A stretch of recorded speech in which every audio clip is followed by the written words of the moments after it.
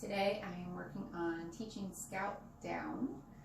We're going to go through how to get the behavior first, and then if all's going well, how to start naming the behavior. In between, we fade the cue, which is the body motion I might use to help him understand what I'm asking for. He likes to stretch a lot, so you might see him wiggling around until we get started. All right, Scout. Good. Nice little hand target to sort of wake him up. He's already in a sit position. I'm going to take a little tiny piece of food pinched in my fingers to his nose. I'm going to move my hand very slowly to the floor, not losing his nose. Good. When his belly hits the ground, I feed him after marking with the word good. The thing that most people do wrong in that step is they move their hand very quickly to the floor, and then the dog sort of backs up and watches it.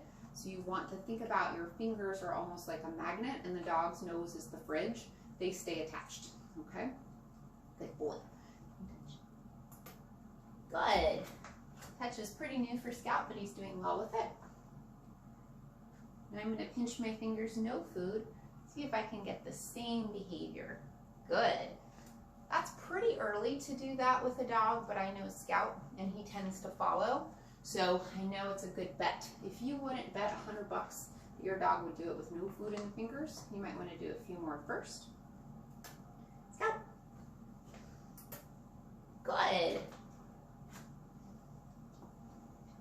Now I'm going to add the verbal cue, and I'm moving relatively quickly through these steps just for the sake of the video. Normally I would repeat each step more times with a dog I didn't know very well.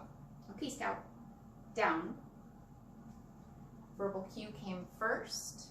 Hand motion second. Good. Mark it. When he hits the ground, feed him. Good job, Scout. Now, it may take many repetitions for him to hear down and lie down without the hand motion. I give him a little bit of time to think after I say down, and then if I don't see any kind of downward shift on his part, I prompt. Ready, Scout? Down.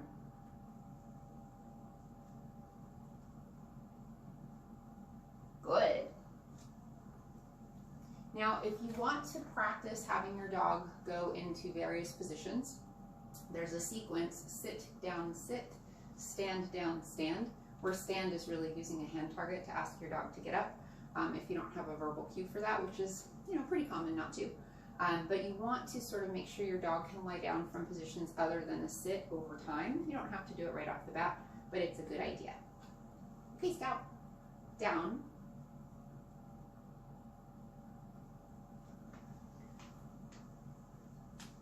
Good.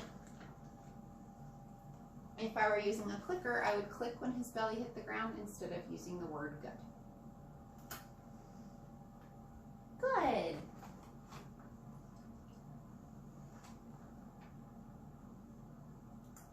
Scout. Down.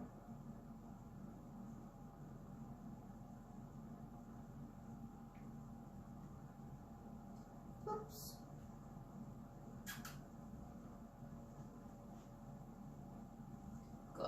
He got a little distracted by something he saw. I wasn't sure if he was getting distracted or if he was just thinking hard, so I gave him a chance to think. Not that big of a deal if something like that happens. You don't want it to happen every time, but once in a while, not a big deal. Good. Scout. Sit. Good. Scout. Down. Good boy. All right, so I would just keep working like that until Scout gets his verbal down, meaning doing it without needing the finger prompt. And I like to release a dog over time too, once we sort of get that motion. So once he's really going down quickly and easily, then I start working on letting him up with an okay release. So I'll demo one of those just to show you. Sit. Good boy. Scout. Down. Good boy. Scout. Okay. Come here, buddy. Come on. Good job. And I don't generally feed for the release. I just sort of encourage and pet the doggo. So anyway, I hope that was helpful to you guys today. And we're going to keep working over here till we get that verbal cue down pat. Thank you.